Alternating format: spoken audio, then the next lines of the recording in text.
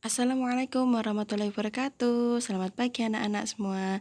Bagaimana kabar kalian hari ini? Insya Allah semua dalam keadaan sehat ya. Nah, hari ini bertemu lagi dengan Bu Miftah. Kita akan bersama-sama belajar sejarah kebudayaan Islam SKI di kelas 4 pembelajaran yang keempat, kepribadian Nabi Muhammad dalam kehidupan masyarakat. Nah, yang pertama terlebih dahulu kita akan belajar memperbaiki perekonomian masyarakat. Sebelum diutus menjadi nabi dan rasul, sebelumnya nih Nabi Muhammad sudah pernah atau sering memikirkan keadaan masyarakat Quraisy nih anak-anak. Keadaan atau eh, keadaan kaum kafir Quraisy seperti apa sih yang sering dipikirkan Nabi itu? Nah, jadi kaum kafir Quraisy itu terbiasa nih menyembah berhala, mabuk-mabukan, berjudi, berkelahi, sampai dengan berperang antar suku. Nah, perilaku yang tidak terpuji itu anak-anak sering eh, dipikirkan oleh Nabi. Karena apa? Karena perilaku tersebut melemahkan perekonomian dan tata sosial masyarakat. Nah, kemudian ketika Nabi berusia 20 tahun, Nabi itu sudah pernah nih anak-anak memprakarsai suatu perjanjian damai dalam urusan perdagangan yang disebut dengan Fil al-Fudul. Nah, jadi nama perjanjiannya itu Fil al-Fudul. Tujuannya apa sih? Tujuannya antara lain untuk membantu orang-orang yang lemah dan teraniaya agar tidak dirugikan dalam perdagangan, serta membantu fakir miskin dalam meningkatkan perekonomian masyarakat Makkah. Jadi dulu orang-orang miskin itu selalu ditindas, selalu dirugikan dalam perdagangannya anak-anak oleh orang-orang yang berkuasa, orang-orang kafir Quraisy. Makanya Nabi membuat perjanjian perdamaian agar semua disamaratakan antara pedagang yang fakir miskin ataupun yang bukan, seperti itu. Kemudian, setelah diangkat menjadi rasul, beliau lebih giat lagi nih memperhatikan masalah-masalah sosial dan perekonomian pada masyarakat Quraisy. Nah, masyarakat akan tenang dan khusyuk dalam beribadah apabila keadaan masyarakat itu tertib, tenang, aman, dan damai. Nah, itu salah satu cita-cita Nabi ini anak-anak. Jadi, ketika masyarakat masalah sosialnya berkurang atau perekonomiannya bagus, tentu kita kalau dalam beribadah akan lebih tenang lagi, lebih khusyuk lagi, dan juga damai. Seperti itu. Nabi Muhammad mengajarkan agama Islam kepada masyarakat Quraisy agar meninggalkan cara hidup, adat istiadat, dan kepercayaan jahiliyah. Dalam memperbaiki tatanan sosial masyarakat di Mekah, Nabi Muhammad dibantu nih anak-anak oleh para sahabat yang telah masuk Islam. Nah, coba diingat-ingat sahabat Nabi itu siapa saja sih? Ada Abu Bakar, kemudian ada Ali. Nah, kemarin ya kita sudah banyak belajar. Bisa nanti diingat-ingat lagi, dibuka-buka lagi. Nah, dibantu oleh sahabat-sahabat tersebut untuk mengajak mereka diajak berdakwah dan memberi contoh kepada masyarakat untuk berusaha dan dengan penuh sabaran, mengajarkan akidah, membina akhlak, dan menjelaskan tata cara hidup yang teratur sesuai dengan perintah Allah Subhanahu wa Ta'ala. Nah, Nabi Muhammad dan para sahabat tak jarang mengorbankan banyak hal nih anak-anak, baik itu harta, tenaga, pikiran. Untuk apa sih? Nah, mereka mengorbankan itu semua untuk umat muslim yang kekurangan. Mereka melakukan dengan sabar, walaupun banyak dicemooh dari kaum kafir Quraisy. Nih, peran ajaran Islam dalam memperbaiki dalam perbaikan sosial masyarakat di Mekah. Saja ya. Nah, yang pertama, ada meluruskan akidah dan kepercayaan menyembah berhala kepada menyembah Allah. Kemudian yang kedua, ada memperbaiki akhlak masyarakat Quraisy agar mau meninggalkan perbuatan tercela. Perbuatan tercelanya seperti apa?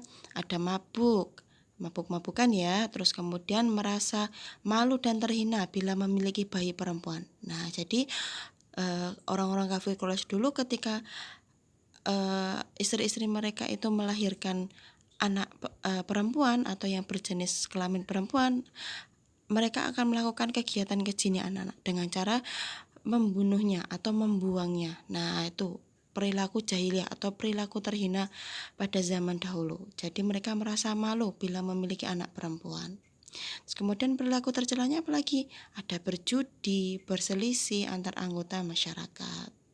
Terus kemudian yang ketiga, ada mentertibkan kehidupan masyarakat agar meningkatkan perekonomian serta tatanan sosial masyarakat Mekah, seperti persamaan hak, mencari rezeki, dan menghormati sesama.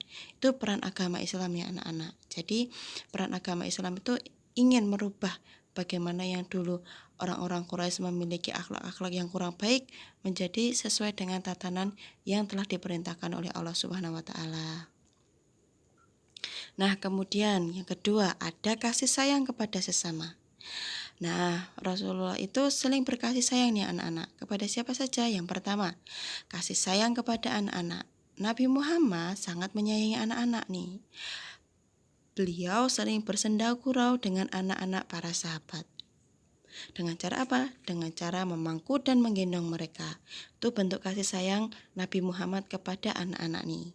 Kemudian yang kedua ada sayang kepada pembantu atau pelayan. Nah, Nabi Muhammad juga mempunyai pelayan nih anak-anak. Yang paling terkenal atau yang paling kita ingat adalah Anas bin Malik, salah satu orang yang pertama kali masuk Islam atau yang dikenal dengan As-Sabiqunal Awalun. Nah, ia adalah anak yang cerdas nih. Anas bin Malik ini merupakan anak yang cerdas. Lebih kurang 10 tahun lamanya Anas melayani beliau, baik ketika di rumah maupun dalam perjalanan. Selama melayani beliau, Anas tidak pernah dimarahi atau dibentak oleh Nabi. Nah, itu bentuk kasih sayang Nabi kepada pelayan atau pembantunya. Kemudian, mengasihi orang yang lemah. Nah, Nabi Muhammad sangat mengasihi orang yang lemah. Beliau memerintahkan sahabat-sahabatnya untuk menjaga dan melindungi kaum lemah. Nah, jadi tadi seperti yang Bung tadi jelaskan di awal tadi. Nah, membuat perjanjian atau dengan cara mengorbankan tadi harta, jiwa, pikiran untuk bagaimana caranya orang-orang lemah itu tidak ditindas atau tidak dianiaya oleh orang-orang kafir Quraisy seperti itu. Kemudian selanjutnya ada pemurah, dermawan, dan pemaaf. Nabi adalah manusia yang murah hati dan dermawan. Jika beliau bertemu dengan orang yang memerlukan bantuan, disuruhnya orang itu datang kepada Bilal, bendaharanya, untuk diberi makan dan pakaian. Nah, ada suatu ceritanya anak-anak. Dulu Nabi pernah memakai baju yang tebal dan hangat. Kemudian ada seorang badui nih yang tiba-tiba menarik pakaian beliau. Nah, bisa disimak di ceritanya di buku SKI kalian. Nah, tiba-tiba menarik baju beliau dan meminta untuk bajunya itu diberikan kepada badui tersebut. Nah, bahkan sampai leher Nabi itu memerah karena saking kuatnya tarikan dari orang badui tersebut. Nah, Nabi tidak marah nih anak-anak walaupun tiba-tiba diperlakukan seperti itu. Nabi senyum dan memberikan baju tersebut kepada orang badui tersebut. Nah, seperti itu. Bagaimana sikap pemurah, dermawan, dan pemaafnya Nabi. Nah, kemudian ya anak-anak, untuk tugas kalian hari ini, kalian dapat menghafalkan Quran Surat Ar-Ra'd ayat ke-11. Bunyinya bagaimana? Kita baca yuk. Innallaha la yughayyiru ma biqaumin hatta yughayyiru ma bi anfusihim. Artinya bagaimana? Sesungguhnya Allah tidak akan mengubah keadaan suatu kaum sebelum mereka mengubah keadaan mereka sendiri.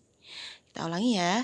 Innallaha la yughayyiru ma biqaumin hatta yughayyiru ma bi anfusihim. Nah, itu Quran Surat Ar-Ra'd. Anak-anak dapat menghafalkannya, kemudian dapat disetorkan kepada Bu Miftah. Nah, anak-anak, cukup sekian ya pembelajaran SKI pada hari ini.